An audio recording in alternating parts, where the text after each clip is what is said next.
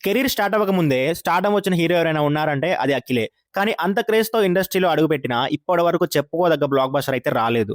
ప్రతి సినిమాలో ఏదో ఒక విషయం బ్యాక్ ఫైర్ అవుతూనే వచ్చింది. దాదాపు 3 ఇయర్స్ తర్వాత చాలా ఎక్స్‌పెక్టేషన్స్‌తో వచ్చిన 'లెనిన్' అక్కినేని ఫ్యాన్స్ ఆకలి తీర్చిందా లేదా అనేది తెలుసుకోబోయే ముందు మీరు మన ఛానెల్‌ని ఖచ్చితంగా సబ్స్క్రైబ్ చేసుకోవాలి. ఎందుకంటే అందరికంటే ముందు రివ్యూస్ ఇచ్చేది మనమే కాబట్టి.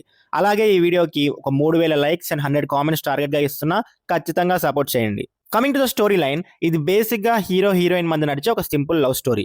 కానీ ఆ లవ్ స్టోరీ జరిగే ఊరికి ఒక ప్రత్యేకత ఉంటుంది. ఆ ఊర్లో జరిగే 18 రోజుల జాతరకి కూడా ఒక ఇంపార్టెన్స్ ఉంటుంది. మహాభారతం రెఫరెన్స్‌గా తీసుకొని ఆ ఊర్లో ఉన్న క్యారెక్టర్స్ డిజైన్ చేశారు. వాళ్ళ మోటివ్స్ ఏంటి? ఆ కాన్‌ఫ్లిక్ట్స్ మధ్యలో లెనిన్ లవ్ స్టోరీ ఎలా ఎఫెక్ట్ అయ్యింది?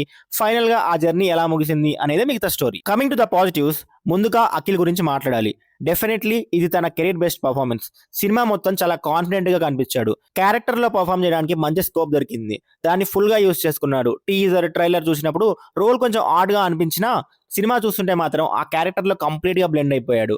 పర్ఫార్మెన్స్ కి సపోర్టింగ్ క్యాస్ట్ నుంచి కూడా మంచి సపోర్ట్ దొరికింది. భాగ్యశ్రీ బోర్సే తన రోల్ లో చాలా బాగుంది. హీరోయిన్ రీప్లేస్ చేయడం చాలా మంచి డెసిషన్ అనిపించింది.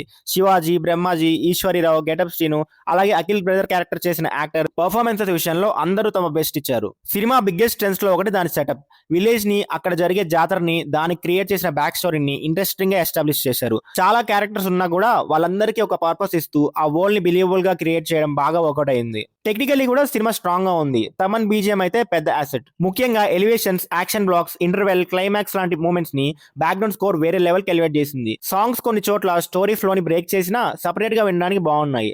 సినిమాటోగ్రఫీ, ప్రొడక్షన్ వాల్యూస్, ఎడిటింగ్ కూడా మంచి క్వాలిటీ మెయింటైన్ చేస్తాయి. రన్ టైం కూడా క్రిస్ప్ గా ఉంచి అన్నెసరీ ఫిల్లర్స్ ని అవాయిడ్ చేశారు. ఇంకో మంచి విషయం ఏంటంటే మేకర్స్ కమర్షియల్ ఎలివేషన్స్ కోసం స్టోరీని పక్కన పెట్టలేదు. ఇంటర్వెల్ బ్యాంక్, క్లైమాక్స్ లాంటి మూమెంట్స్ లో కూడా స్టోరీ ఫ్లో లోనే నేచురల్ గా వచ్చాయి. Coming to the negatives, cinema biggest problem second half writing. Initial portions interesting గా స్టార్ట్ అయ్యి ప్రీ ఇంటర్వెల్ నుంచి మంచి మూమెంటం క్రియేట్ చేసి ఇంటర్వెల్ రివీల్ తో సెకండ్ హాఫ్ మీద ఎక్స్పెక్టేషన్స్ పెంచేస్తుంది. కానీ ఆ ఎక్స్పెక్టేషన్స్ ని సెకండ్ హాఫ్ రీచ్ అవ్వలేకపోయింది. స్క్రీన్ ప్లే ఎంగేజింగ్ గా కంటిన్యూ అవ్వకపోవడం, రివీల్స్ క్యాజువల్ గా రావడం, ట్విస్ట్ సరిగా ల్యాండ్ అవ్వకపోవడం వల్ల ఫస్ట్ హాఫ్ క్రియేట్ చేసిన ఎక్సైట్మెంట్ గ్రాడ్యువల్ గా తగ్గిపోతుంది.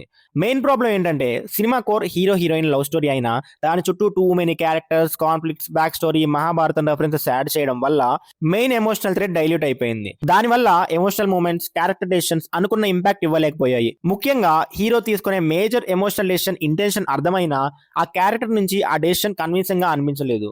Village back story, Mahabharatam references, multiple character motivations ideas గా బాగున్నాయి. కానీ స్క్రీన్ మీద మాత్రం ఇవన్నీ ఆర్గానిక్ గా కలిసినట్టు అనిపించలేదు.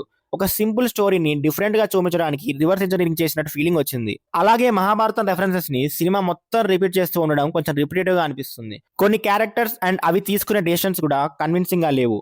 ముఖ్యంగా విలన్ క్యారెక్టరైజేషన్ స్ట్రాంగ్ గా ఎస్టాబ్లిష్ అవ్వలేదు. తన మోటివ్స్ చాలా జనరిక్ గా ఉంటాయి. దానివల్లే క్లైమాక్స్ లో రావాల్సిన ఇంపాక్ట్ రాలేదు. ఓవరాల్ గా చెప్పాలంటే Lenin is an okayish film. Setup పరంగా బాగున్న ఎగ్జిక్యూషన్ మాత్రం అనుకున్న రేంజ్ లో వర్కౌట్ అవ్వలేదు. ఇంకో చిన్న పాయింట్ ఏంటంటే cinema main surprise already social మీడియాలో బాగా సర్క్యులేట్ అవ్వడం వల్ల పర్సనల్లీ నా వ్యూయింగ్ ఎక్స్పీరియన్స్ కొంచెం ఇంపాక్ట్ అయింది. ఆ రివీల్ ని థియేటర్స్ లో ఫ్రెష్ గా చూసుంటే ఇంకాస్త బాగుండేదేమో అనిపించింది. మళ్ళీ నెక్స్ట్ వీడియోలో కలుద్దాం. Until then signing off, team movies for you.